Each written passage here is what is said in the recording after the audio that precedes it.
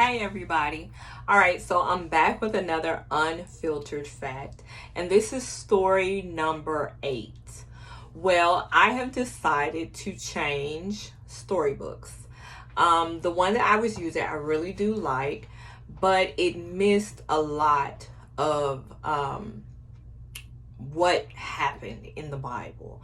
And so this book here, I know a lot of people are going to recognize this book. A lot of people have this book. Um, I was actually given one of these books a long time ago, and I just really liked it. Since becoming over the youth department, the youth director at my church, I ordered a bunch of these books and put them in the welcome package bags, I guess I should say, colorful bags, and made it a part of the welcome package. When young people come to church, young children come to our church and visit for the first time, they receive one of these books as well as some other goodies.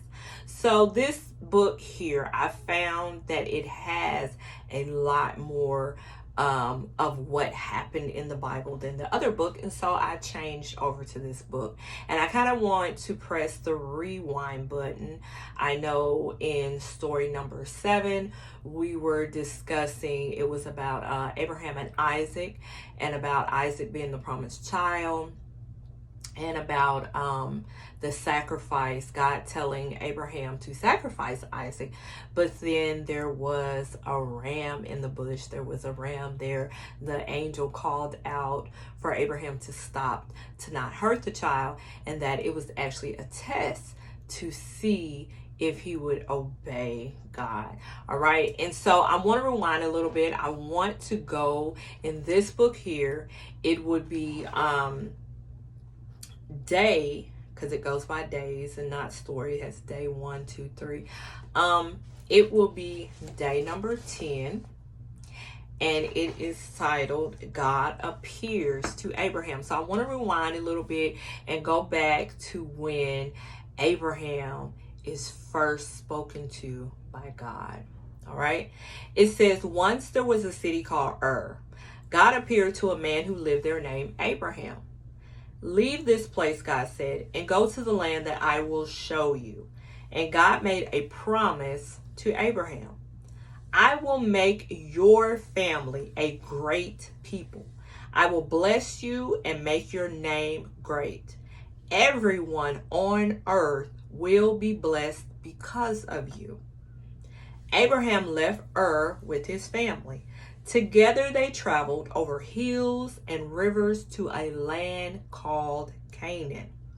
They camped by a big oak tree at Moreh. There God appeared to Abraham again.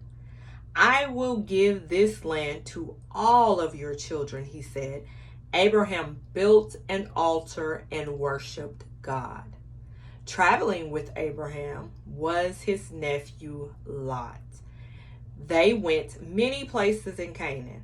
At Bethel, Lot's shepherds and Abraham's shepherds were fighting. So Abraham invited Lot to choose another place to live. Near the Jordan River was a place called Sodom. Lot chose to live there. He thought it looked like the garden of God. But the people in Sodom were wicked and hated God. Abraham lived in Canaan, the land God had promised him. Now, let's go back and look at these paragraphs. And also, let me mention that there are questions at the bottom of these stories. And so if we look back at paragraph number 1, God appears to Abraham. And he tells him, he gives him instruction. And he tells him to leave this place.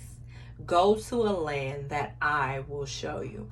Now, Abraham was living there with his family, not his wife and children, but his wife, his parents, and his siblings, and their families. And so for God to approach Abraham and to tell him to leave this place, this was not something very simple, something very easy just for him to say, okay, I'm gone, I'm out of here. He had been there with his family all of his life. And his family, they were idol worshipers. They made idols, and these were their gods, okay? And so for the almighty living God to appear to him, to speak to him, to give him instruction, telling him to leave, this was something amazing. This was something that was huge. And I can just imagine when Abraham made up his mind to do this, to obey, I can just imagine how his family must have reacted. I can imagine how his wife could have reacted, because I'm sure she was probably the first person that he told. And so this was something incredible, and Abraham obeyed. All right. And so God gives him promises. He tells him that I'm going to show you where to go. I'm going to make your family great. Now, remember, he does not have children at this point, and God is telling him, I'm going to make your family great. And so this means he's going to be blessed with a family. All right. And that the whole earth is going to be blessed because of him. This is amazing. All right. And so then we look in the second paragraph, and we see that he arrives to where God has promised him, this land. All right. And so God appeared to him again. And he tells Abraham that he's going to give this land not only to him, but this will be the land for his children as well. And so Abraham does something. Abraham builds an altar there at that place, and he worships God. Well, you know what? We have so much nowadays to be thankful for, and many people may be not feeling this way, especially since there's so much going on in the world. But the good outweighs the bad. If you are able to watch this video, you're alive, you're well, you have your necessities and essential needs met, that's a reason to be thankful. That's a reason to give God praise. And so many of us think and feel like, just having the necessities is something to take for granted, but it isn't. We should thank God for each and everything that we have. We should be willing to give God worship and praise daily.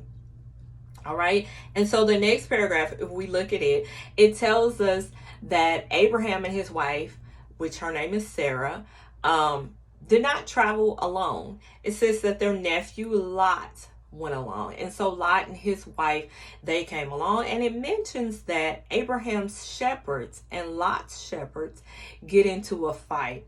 And so Lot moves. Now, this tells us that Abraham acquired wealth. God not only gave him land, but also flocks and wealth. Flocks and animals equaled wealth at this point in time. And so it was so much of an abundance there that Lot, or Abraham, I should say, told Lot to choose another place to live then, so that we can have peace, because we have so much. And so Lot does this. And Abraham continued to stay where God had promised him, the land there in Canaan. And so we can learn so much from this story. The last question, it only has two questions at the bottom. The first one is, what did God promise Abraham, which we definitely discussed.